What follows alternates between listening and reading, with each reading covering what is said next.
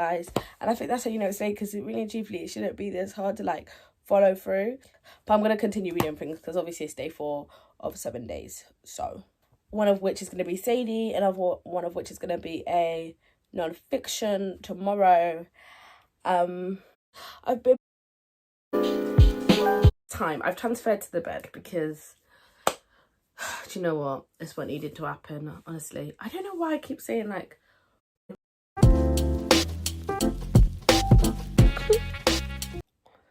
first things first, I'm gonna have to take that down. That one's glass, it keeps dropping, so we're gonna have to do something else about the wall. Okay, second thing, you're thinking, how come it's so bright? Is that natural light I see? Yeah, I fell asleep. I should have stayed on the ground. But actually I'm so exhausted right now, so, and I'm like gonna have to get an Uber to work, so yeah, maybe I shouldn't have. But my point is, I will read the book today, and I'll put it in this vlog.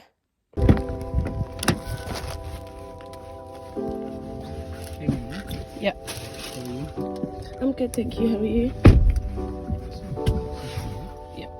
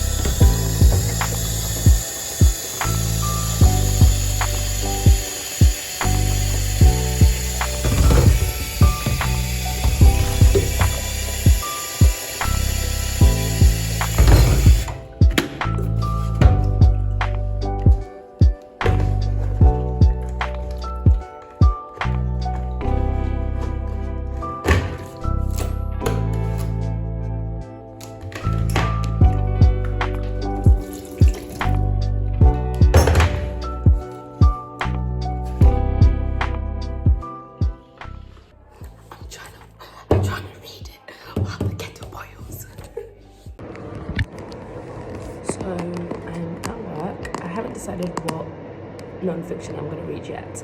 I am thinking dangerous women, like woman killers throughout the years and stuff. It's either that one or perhaps something about, like, I don't know. Oh, it's either that or The Black Guy Dies First, which is sort of about the horror genre. But considering I haven't watched anything in the horror genre, I'm a bit like, is that really the best? And also, like, I can listen to non-fiction, but it needs to be like a certain non-fiction that I don't have to listen too tightly to. But considering I've never watched the horror movies, I'm gonna need to be paying more attention to it. So I'm thinking Dangerous Lady Killers. I think that's a shout. But anyway.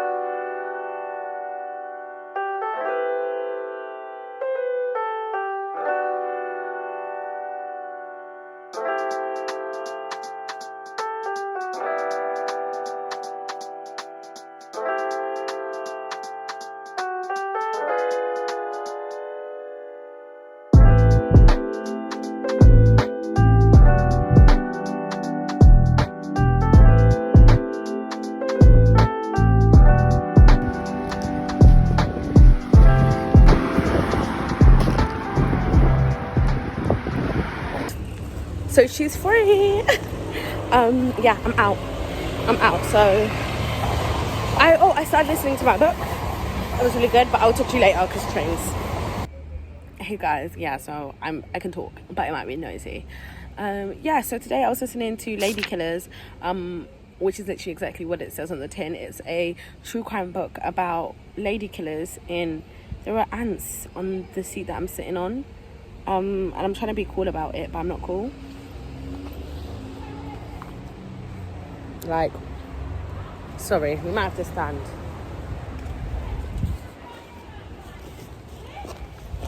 As I was saying, yeah, I started Lady Killers, which is exactly what it says on the tin, a book about female killers throughout history, and I'm really enjoying it. I'm about 50% of the way through, which is actually very impressive for me. Like, I know I said I can read when I'm in the office, but usually I mean like I can listen for like an hour tops in an 8-hour day. Like, but the fact that I listen to, I want to say 2 hours is a lot. Like, do you know what I mean? Because there's certain things that need your concentration. This is literally only the time that I was free that I was able to do that. So yeah, that's interesting. Anyway, yeah, so it's about female killers throughout history, and it's kind of like how humans almost kind of don't know what to do with them. Like, people glorify serial killers in a way. Like, I don't know if glorification is the right word, but they very much, there's very much, I don't want to say fandom either, but there's just very much an interest surrounding true crime, specifically around male serial killers like Ted Bundy, like Jack the Ripper, etc., etc. But the female serial killers have seemed to be a bit lost in time, and yeah, not that they didn't cause a scandal at the time, but then they don't have the same infamy and long-lasting infamy that their male counterparts do.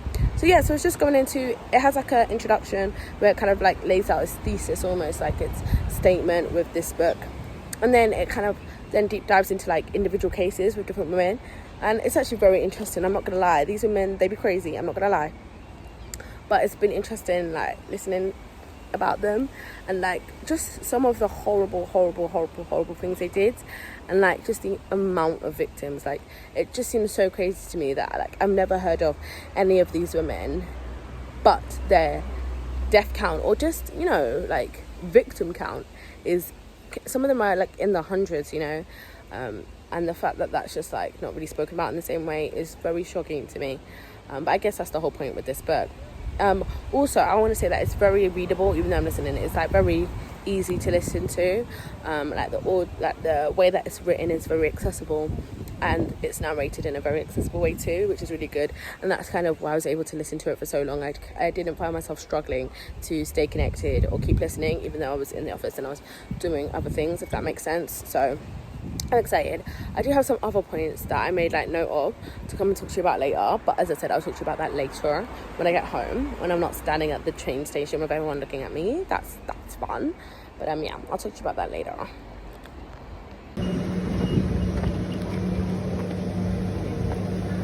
Hey guys, I'm home. You can't judge me for this, alright? I'm tired. I've gone back from work and I'm tired. It seems so bright out, but it's actually not. It's actually 7 minutes to 8, which I guess it is, like, the sun hasn't set yet, but it looks bright. It's actually kind of like overcast. Anyway, I'm currently listening to Sadie. Can you see the headphone? It might have blended in. It's an airtone, so it's meant to be like nude and blend in. I'm listening to that. I started listening to it like halfway through on the journey home. And yeah, I'm enjoying it. I feel like enjoy's a bit of a word to use because it's rough, and it is rough. Like, every time I press play, I'm just like, oh god. Like, the first 5 to 10 minutes, I'm just like, oh my god. But yeah, I'm listening to that. But actually, I need to quickly finish Something Is Killing the Children, and then I've got about 2 hours left of the other book. What's it called? Female Killers. And I actually just want to get it done. Like, I just don't want it to be hanging over me. So it's 8 o'clock now. 2 hours to listen to that, and I think I've got about 2 hours left of Sadie as well. So in 4 hours, that'll take me to midnight. But that's 4 hours non-stop, no break, just listening to things. So that's a bit much, but it's possible. It is possible. But if anything, I'm happy to take female killers over into the next day. But so I should listen to finish Sadie. However, Sadie is more intense, and I'm more likely going to need a break from it. So I'm more likely going to take Sadie over to the next day. Either way, we'll see what happens. But yeah, I'm gonna finish quickly now my graphic novel. I'm so tired.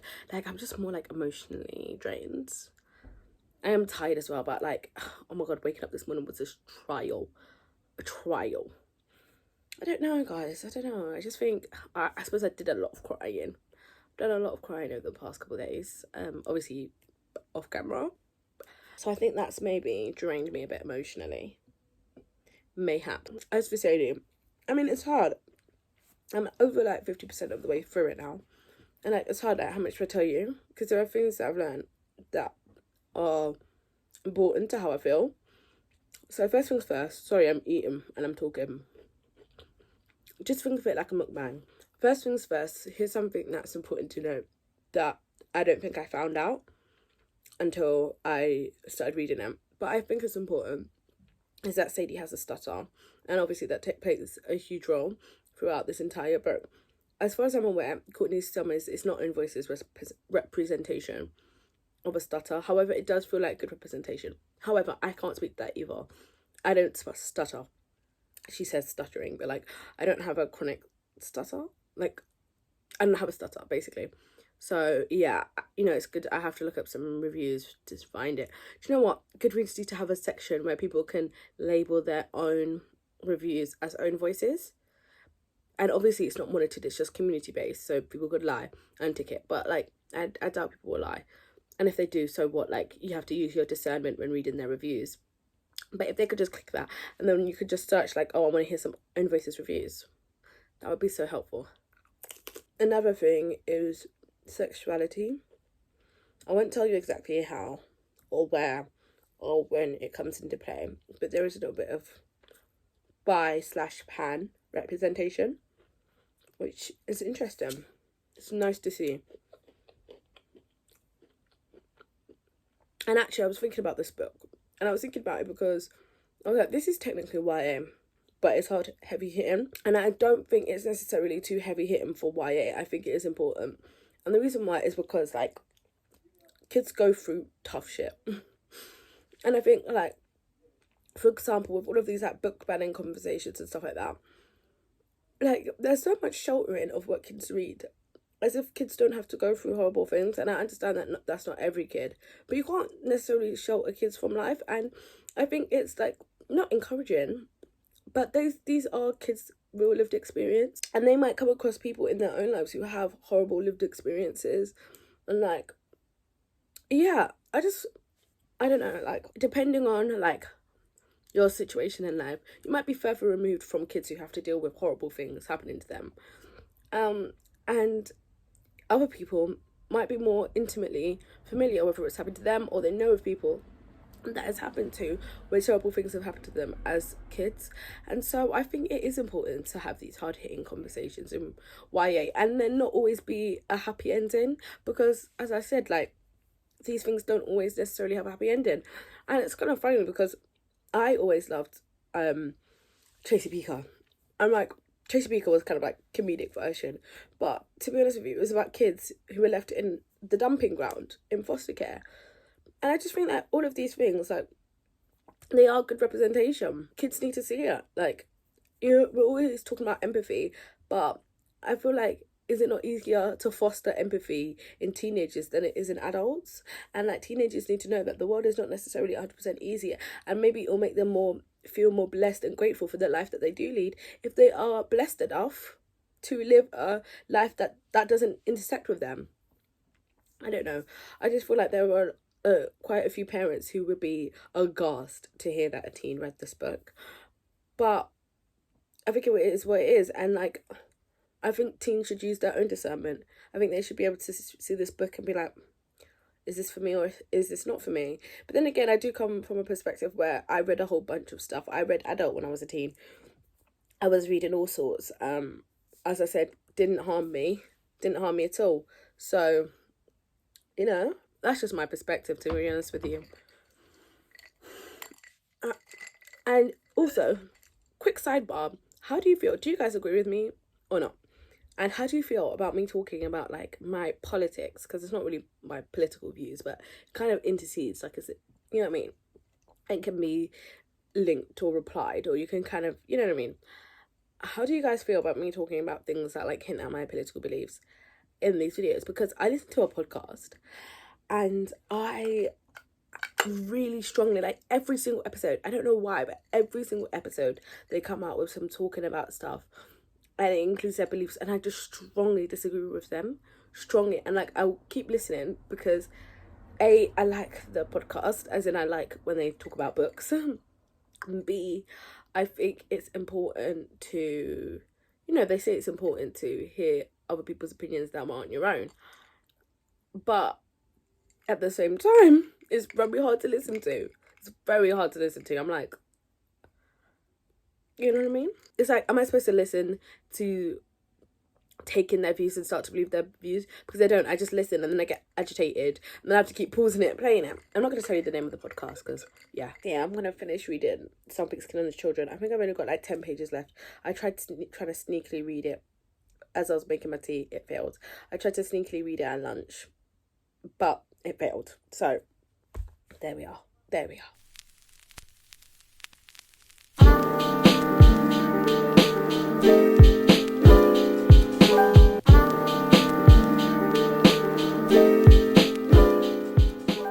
I've just finished Something is Killing the Children, volume 4.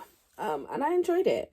It was nice. It gives you a bit of information, a backstory on the woman who came into town, and you find out more about her. So that's interesting. Yeah, it's a 4 stars. Like, it wasn't anything amazing, like, oh my god, my mind's blown, this is a favourite of all time. But it was good, and like, it's part of building the story, isn't it? It's like, as I said, it's the backstory. So rarely do you ever get backstory that's 5 out of 5 stars. Like, in anything, backstory is just important for the future story. So yeah, it was enjoyable. It's a 4 stars.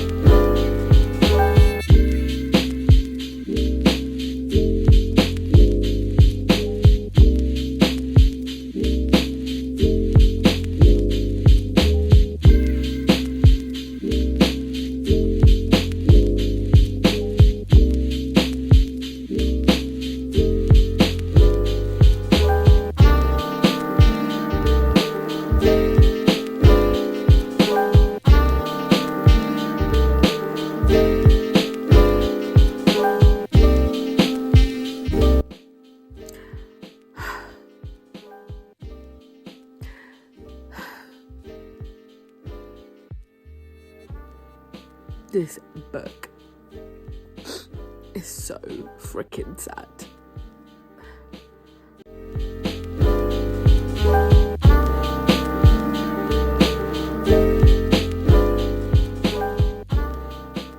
I hope you enjoy this. I'm gonna film you listen to the last bit. I don't know if I'll cry again, but I'll record it, because is that not key content?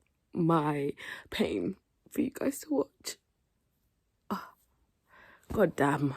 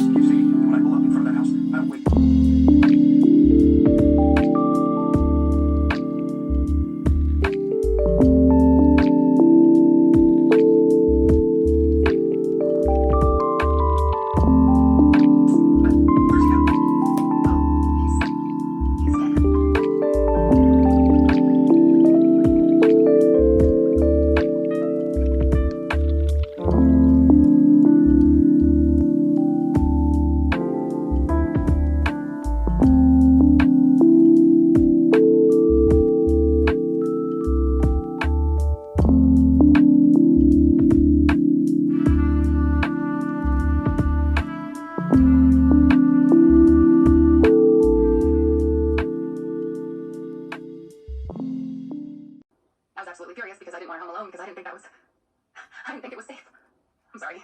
Take as long as you need.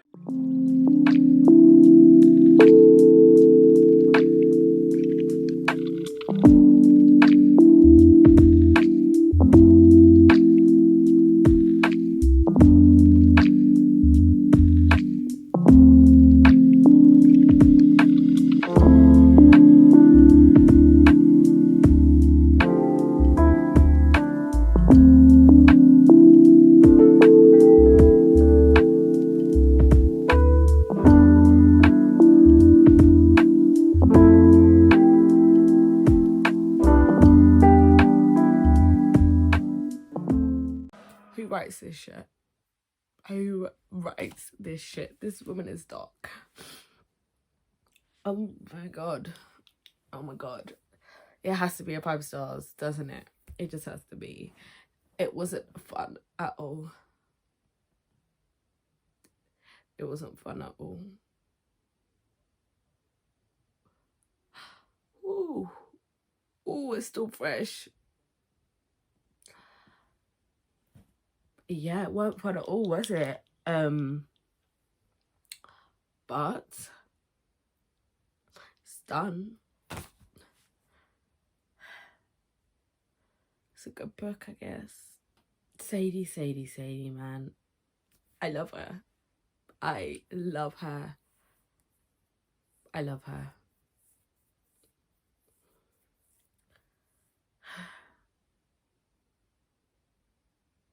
I think I'm just gonna sit here for a minute. But also, I've only got half an hour left of Lady Killers.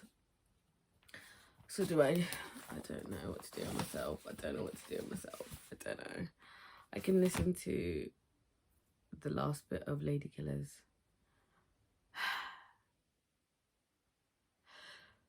Think about it.